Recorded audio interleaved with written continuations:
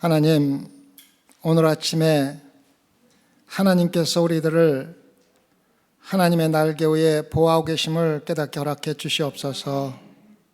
주님이 우리와 함께 하시고 우리가 주님과 함께 동행할 때 이 세상에서 두려운 것이 무엇이 있겠습니까? 주님, 우리가 주님과 하나가 되어 주님과 동행하는, 정말 이 세상에서 어떠한 것과 함께하는 것보다도 가장 전지전능하신 하나님과 함께 하심을 믿고 평안한 마음, 주님을 믿고 모든 것을 맡기는 삶 될 수 있게 허락해 주시옵소서.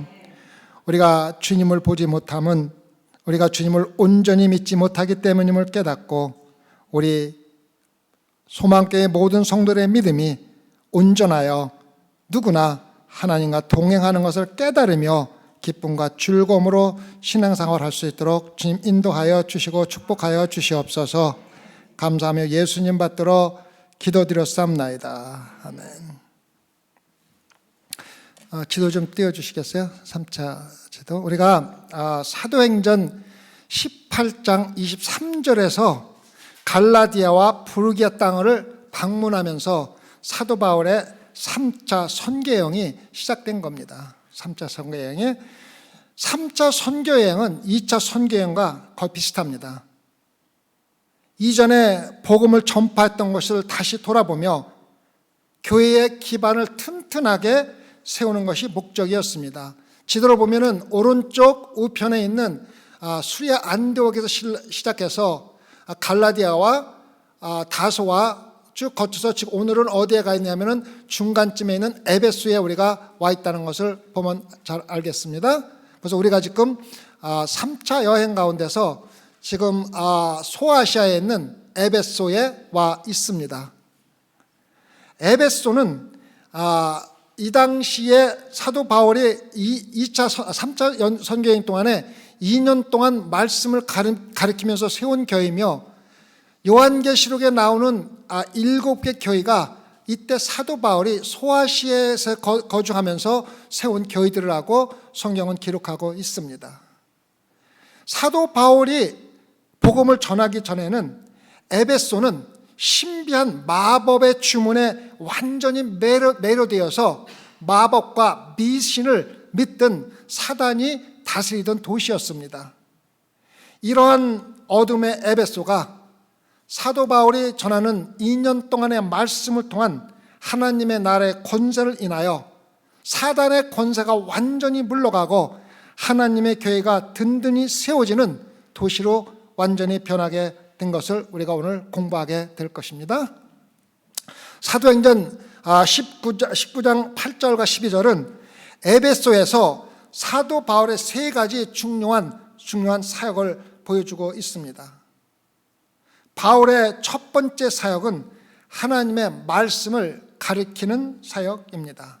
첫 번째 사역은 하나님의 말씀을 가르치는 사역입니다. 사도행전 19장 8절을 보면 바울이 회당에 들어가 석 달 동안을 담대히 하나님 나라에 대하여 강론하며 권면하였다고 이야기해주고 있습니다. 에베소서 6장에는 우리 믿는 성도가 영적인 전투에 참여하기 위해서 필요한 하나님의 전신갑주를 입으라고 기록하고 있습니다. 그 가운데서 유일하게 공격적인 무기는 하나님의 말씀뿐입니다. 공격적인 무기는 단 하나, 하나님의 말씀입니다. 에베소서 6장 17절을 보면 성령의 검, 꼭 하나님의 말씀을 가지라고 기록하고 있습니다. 영적 전투에서 유일한 공격 무기는 성령의 검, 곧 하나님의 말씀입니다. 히브리서 4장 12절을 보면 하나님의 말씀은 살았고 운동력이 있어 좌우에 날선 어떤 검보다도 이래하여 혼과 영과 및 관절과 골수를 찔러 쪼개기까지 하며 또 마음의 생각과 뜻을 감찰한다고 말씀은 기록하고 있습니다. 바울은 성령의 검인 하나님의 말씀을 사용하여 어둠의 도시인 에베소를 공격한 것입니다.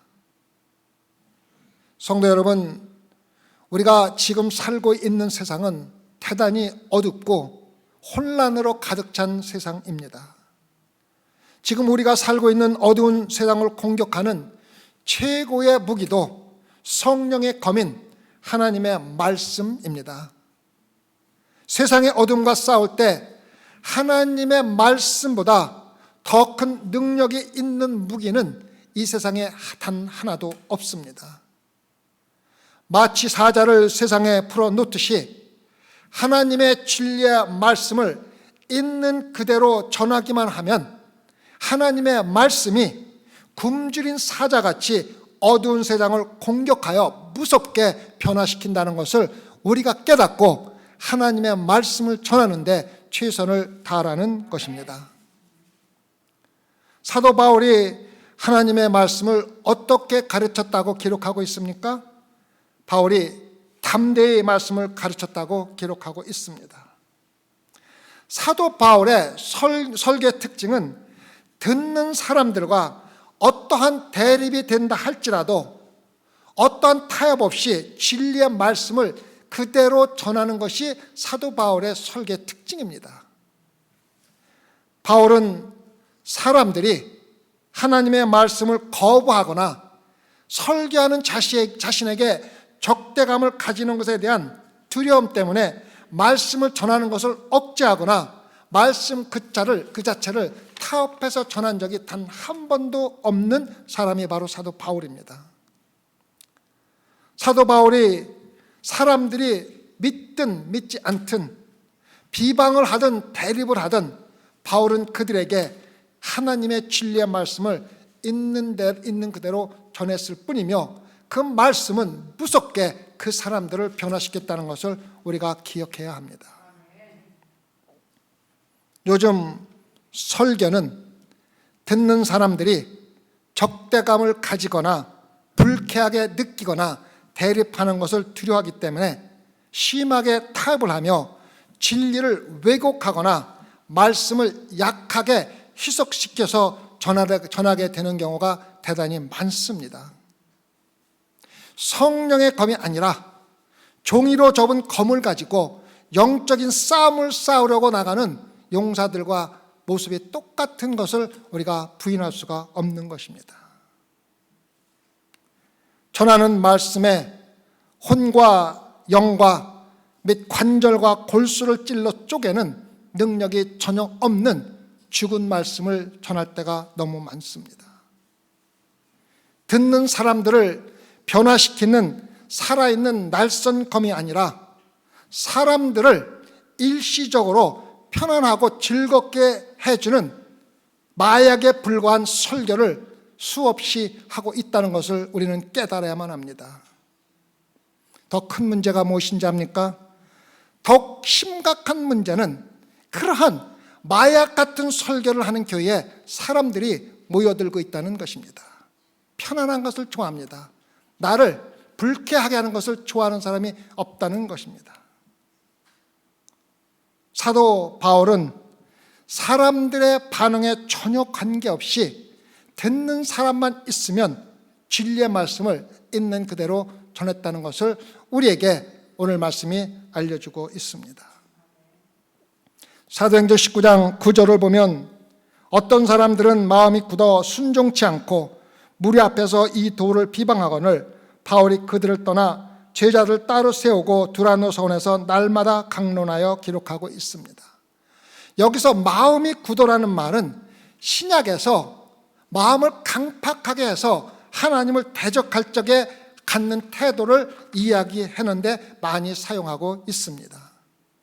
히브리서 3장 15절을 보면 너희가 그의 음성을 듣거든 하나님의 음성을 듣거든 노하심을 격동할 때와 같이 너의 마음을 강팍게 하지 말라라고 기록하고 있습니다. 히브리서 4장 7절도 오늘날 너희가 그의 음성을 듣거든 너의 마음을 강팍게 말라 하였나니 반복해서 여러분과 저에게 말씀을 들을 때 강팍한 마음을 갖지 말라고 경고하고 있다는 것을 알아야만 합니다.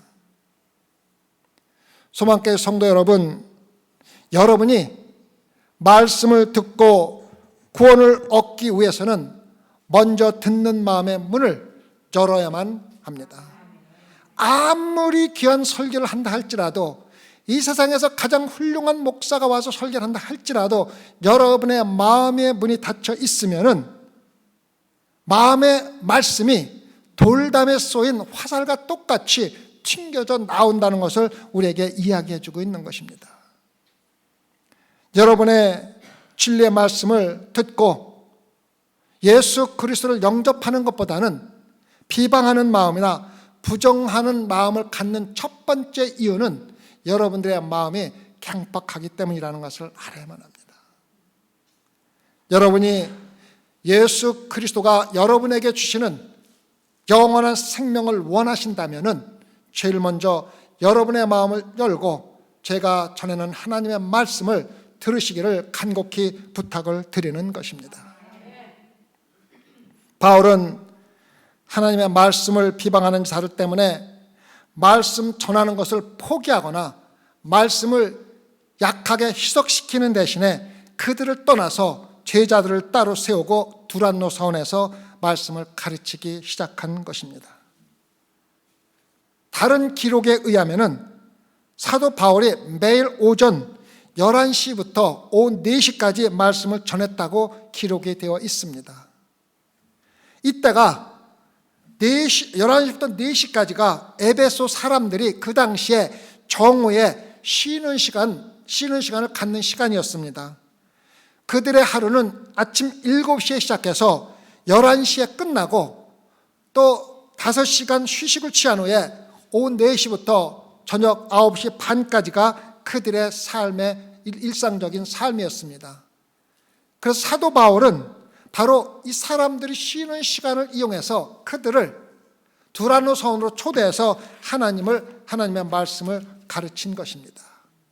그래서 19장 10절을 보면 이같이 몇 해 동안 2해 동안을 하며 아시아에 사는 자는 유대인이나 헬라인이나 다 주의 말씀을 듣더라. 제가 계산을 해봤습니다. 하루에 5시간씩 일요일 빼고 6일을 설교하고 2년 동안을 설교한다면 3,000시간을 설교하는 것입니다. 3,000시간을.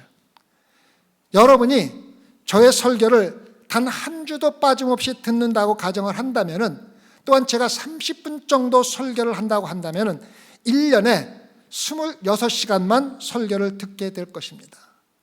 그래서 에베소 사람들이 말씀을 통해서 사단과 대적하고 유혹에 맞서기 위해서 들은 시간이, 우리가 똑같은 시간을 듣기 위해서는 우리가 115년 동안을 설교를 들어야 똑같은 시간을 듣는다는 것입니다. 그래서 우리가 115년을 살지 못하는 한은 해결책을 찾아야만 합니다. 그 해결책이 무엇입니까? 개인적으로 하나님 말씀 안에 끊임없이 들어가야 한다는 것입니다.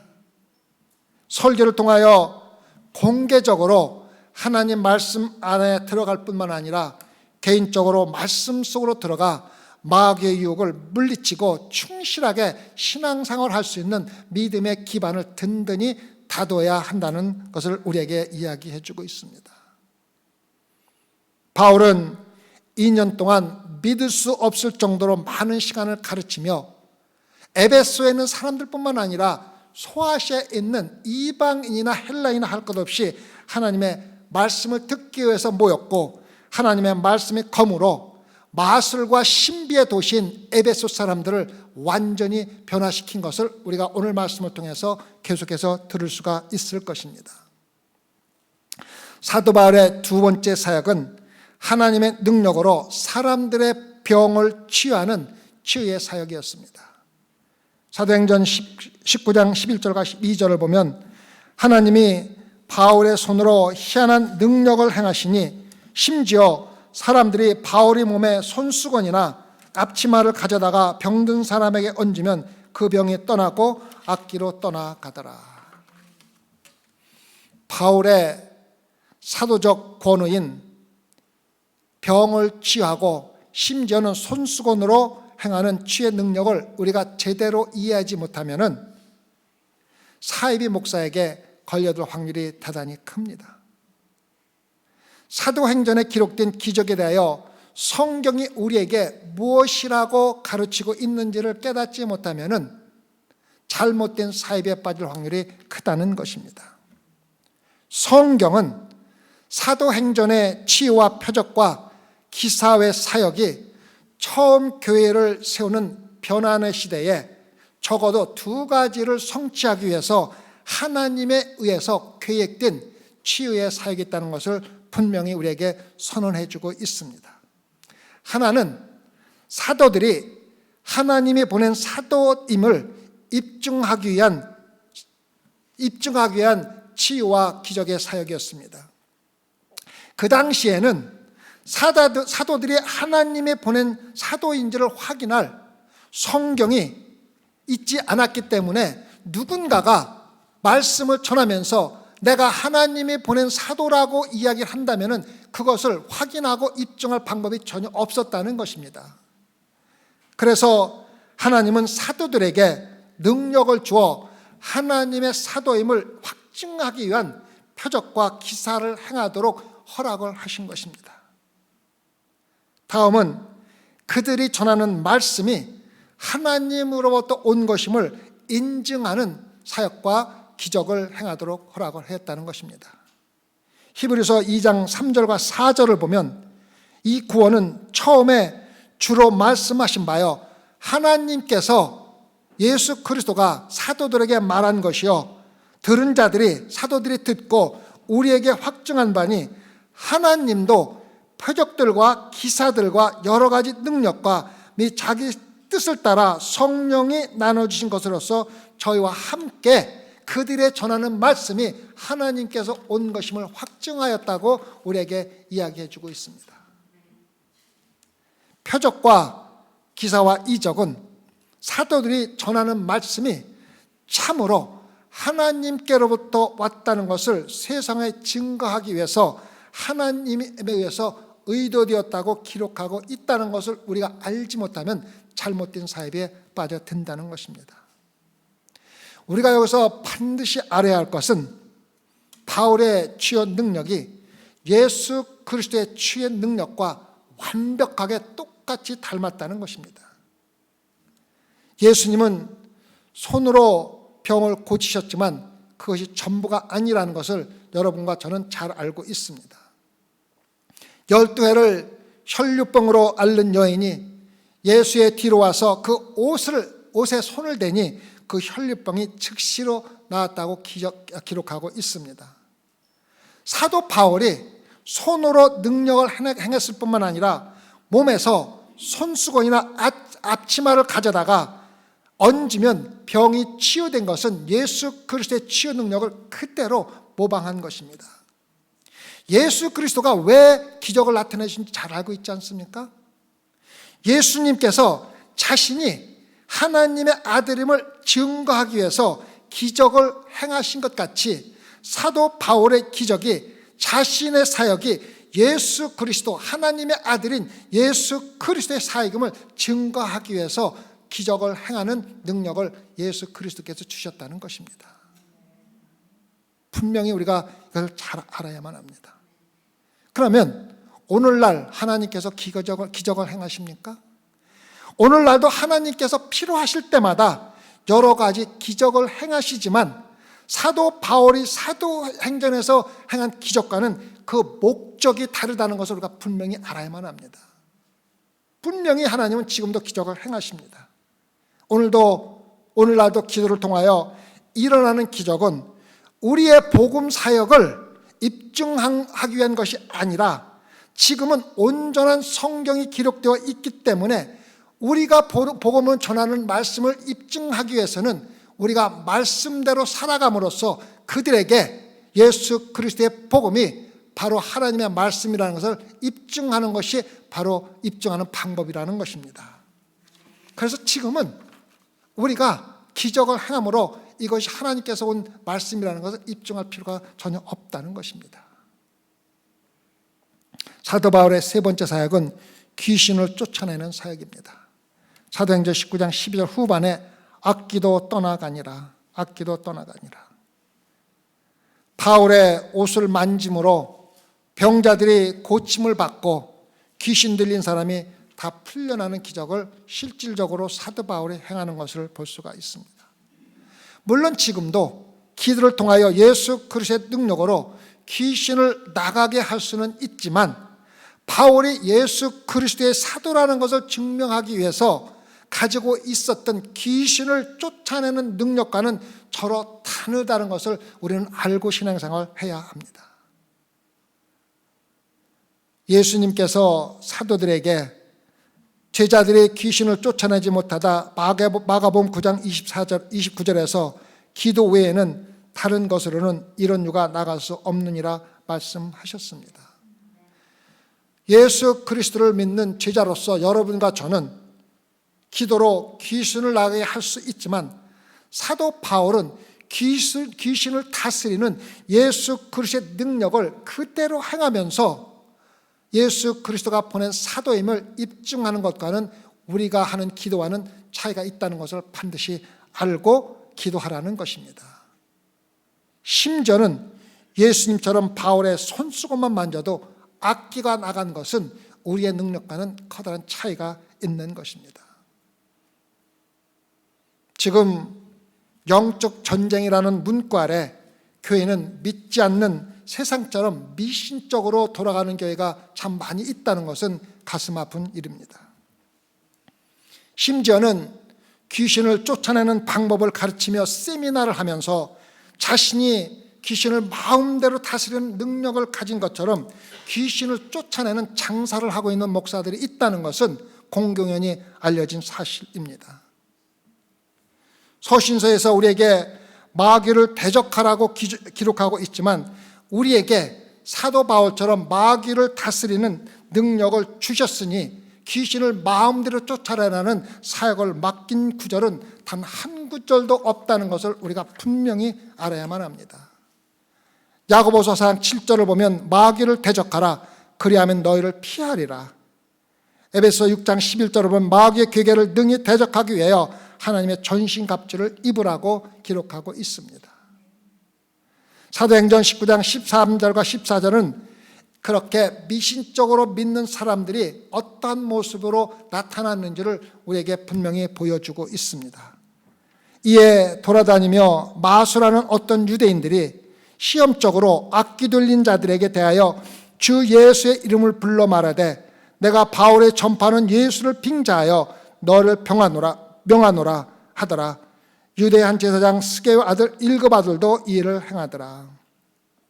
바울이 말씀을 전하던 1세기에 마술사들은 영을 다스리는 데 효과가 있다고 여겨지면 그것이 어떠한 종교에서 왔든 상관없이 그 말을 빌려서 사용하여 영적인 장사를 하고 있었다는 것을 우리가 잘 알아야만 합니다. 에베소의 이 유대인은 귀신을 쫓아내는 장사를 하고 있었고, 예수 이름으로 행하는 바울의 주문이 능력이 있다는 것을 깨달았기 때문에 바울의 주문을 사용하여 귀신을 쫓아내려고 시도했던 것입니다. 그런데 그 결과는 전혀 다른 능력으로 나타나고 있다는 것입니다. 19장 15절과 16절을 보면 악기가 대답하여 가로되, 예수도 내가 알고 바울도 내가 알거니와 너희는 도대체 누구냐 하며 악기 들린 사람이 그 두 사람에게 뛰어올라 억제하여 이기니 저희가 상하여 벗은 몸으로 그 집에서 도망하였다고 기록하고 있습니다. 우리는 이 사건에서 두 가지 중요한 교훈을 배워야만 합니다.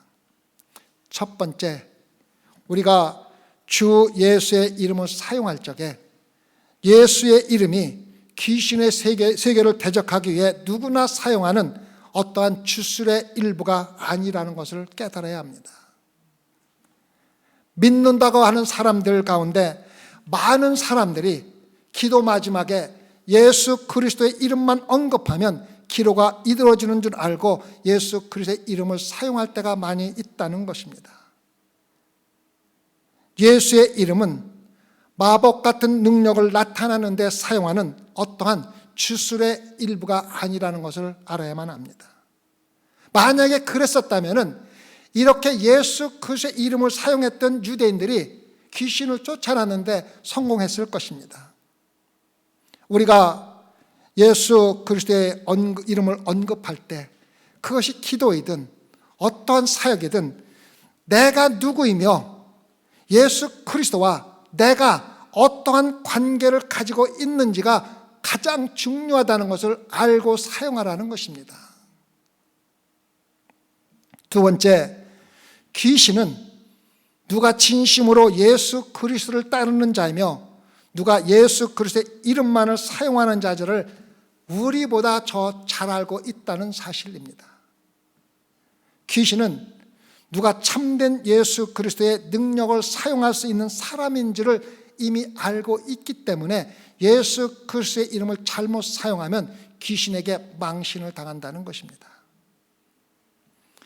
이 사람들이 악기 들린 사람에게 도리어 망신을 당하고 상하여 벗은 몸으로 그 집에서 도망친 것 같이 지금도 예수 그리스도의 이름을 잘못 사용하여 망신을 당하는 사람들이 너무 많다는 것을 알고 예수 그리스도의 이름을 사용하기 전에 먼저 참된 예수 그리스도의 성도들이 되어야 한다는 것을 깨닫기 바랍니다. 사도행전 19장 17절과 19절, 에베소에 거하는 유대인과 헬라인들이 다 이 일을 알고 두려워하며 주 예수의 이름을 높이고 믿은 사람들이 많이 와서 자복하여 행한 일을 고하며 또 마술을 행하던 많은 사람이 그 책을 모아가지고 와서 모든 사람 앞에서 불사르니 그 책값을 계산한 즉 은 5만이나 되더라.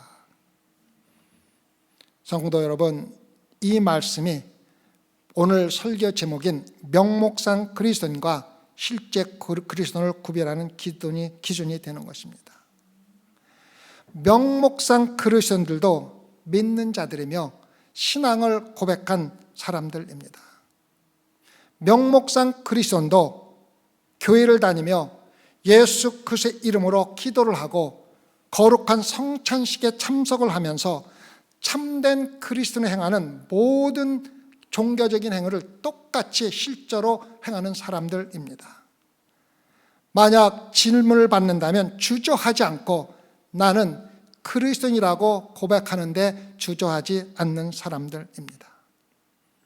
그러나 이 믿음과 고백은 하나님을 두려워하지 않는 맹목적인 것이며 새롭게 되지 못한 마음과 충실하지 못한 믿음의 삶을 포장하는 데 사용되고 있을 뿐이라는 것입니다.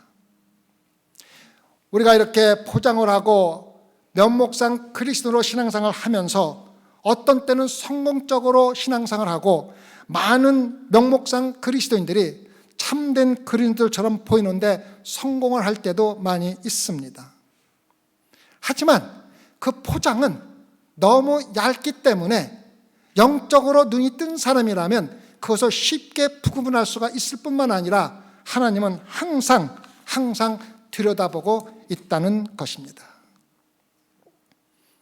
명목상의 그리스도인이 실제 그리스도인이 되기 위해서는 교회에 나오는 것이 예수 그리스도를 단순히 지적으로 인정하고 받아들이는 믿음보다 훨씬 깊고 마음의 변화와 함께 거듭난 삶의 행동으로 나타나야 한다는 것을 분명히 알려주고 있습니다. 에베소 성도들이 믿고 신앙을 고백하고 지금까지 지은 모든 죄를 회개하는 증거로 행하던 마술을 버린 것 같이 자신의 과거에서 분명히 돌아서야만 참된 신앙인이 된다는 것입니다.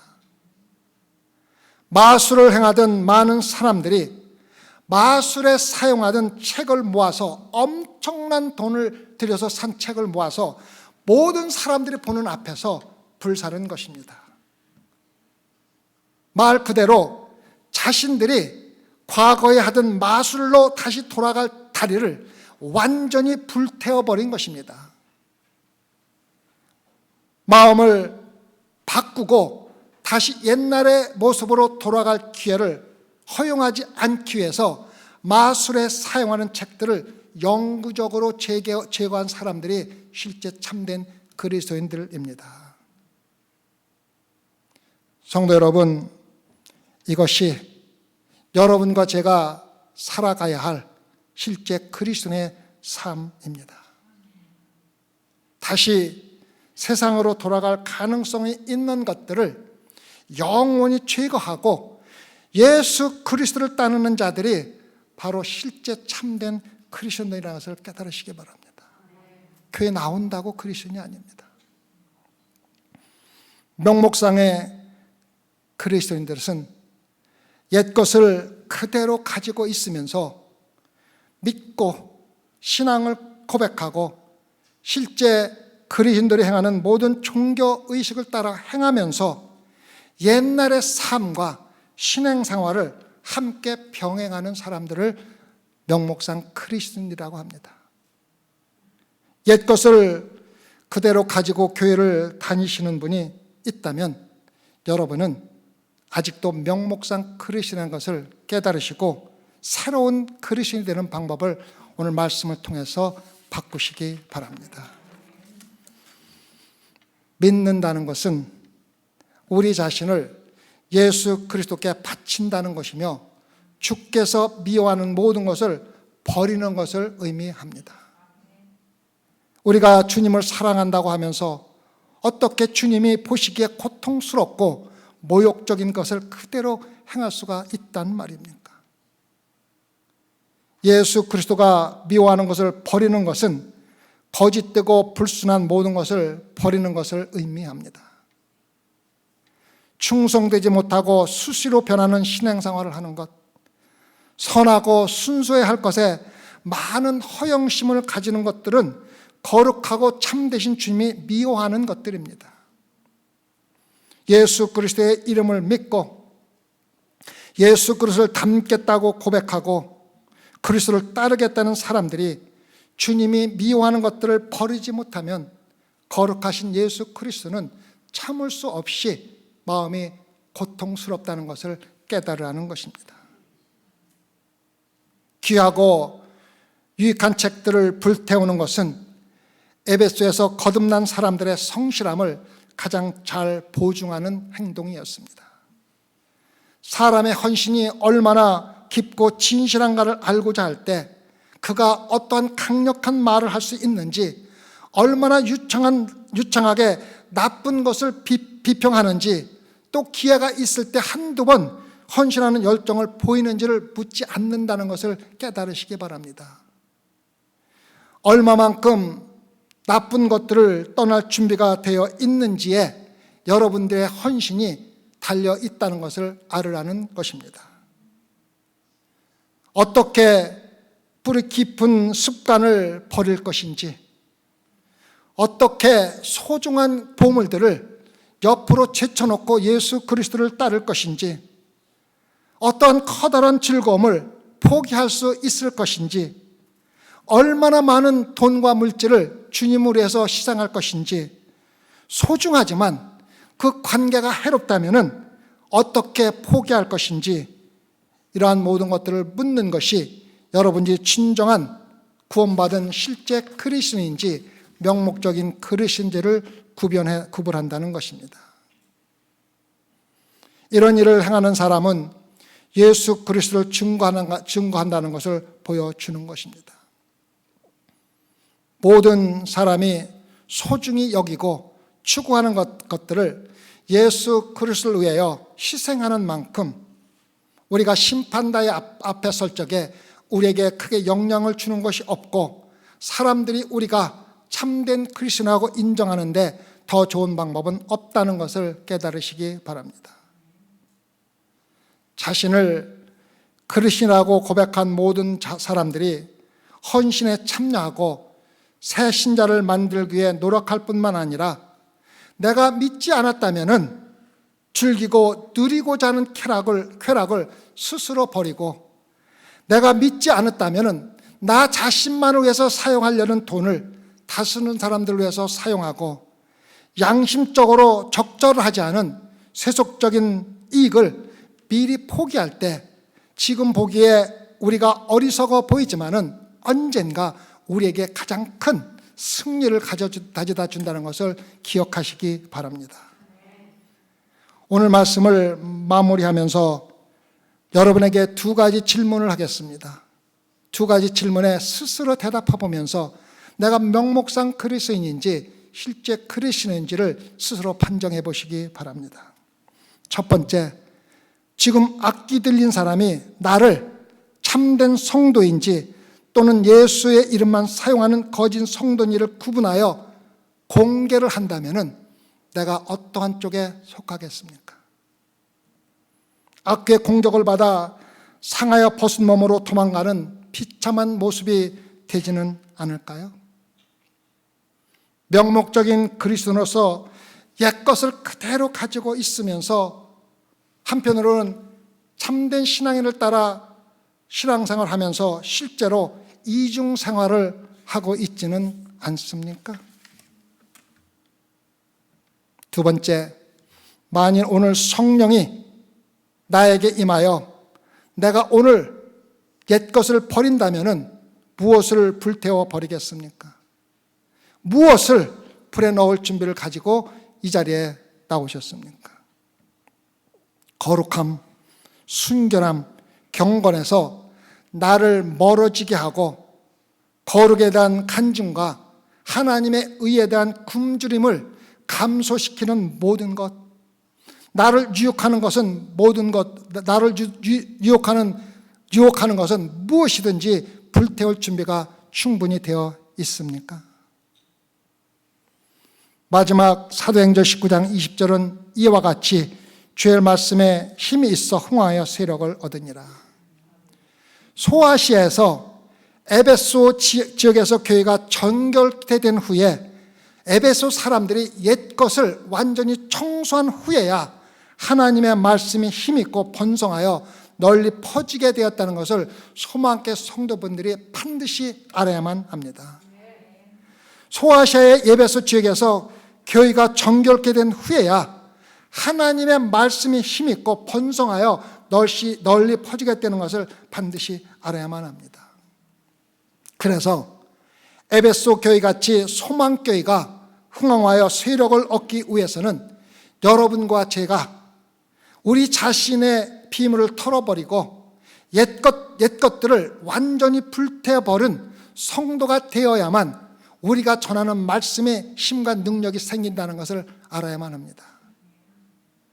여러분이 옛날로 돌아갈 수 있는 모든 것을 불태워버린 후 그 불이 여러분을 고통스럽게 한다 할지라도 또 많은 비용 5만 원이나 되는 돈이 들어간다 할지라도 여러분이 완전히 불태워버리고 완전히 바뀔 때만 소망교회의 말씀이 흥황하여 성장하게 된다는 것입니다. 다시는 옛날의 모습으로 돌아갈 다리가 없어졌기 때문에 우리에겐 다른 초이스가 없습니다. 뒤를 돌아보지 않고 항상 하나님만 바라보며 하나님과 동행하는 삶을 살 수밖에 없는 성도가 된다는 것입니다. 여러분을 통해 하나님의 말씀이 확대되고 성도가 증거하고 하나님의 이름이 영화되며 명목상 그리스도인들이 참된 그리스도인으로 변하여 소망교회가 온전하게 되기 위해서는 여러분이 먼저 뒤에 있는 모든 옛것을 태워버리고 예수 그리스도를 바라보는 신앙생활을 하기를 기도드립니다. 기도하십시다. 주님, 오늘 말씀을 통하여 내가 지금까지 신앙생활을 하면서 옛것을 그대로 가지고 신앙생활하며 이중생활을 하고 있지는 않았습니까? 주님, 그러한 신앙생활을 하고 있었다면 회개할 수 있게 허락하여 주시옵소서. 그래야 뒤에 있는 모든 것을 태워버리고 다시는 옛날로 돌아갈 수 없는 신앙생활, 예수 그리스도가 아니면 앞으로 한 발짝도 나갈 수 없는 실제 참된 그리스도의 삶을 살 수 있도록 주님 소망교회 성도를 축복하여 주시옵소서. 그래야 소망교회 성도들 가운데 단 한 명도 뒤로 돌아가는 성도가 없이 예수 그리스도만 바라보고 승리하는 신앙생활을 할 수 있도록 축복하여 주시옵소서. 감사하며 예수님 받들어 간절히 기도드렸사옵나이다.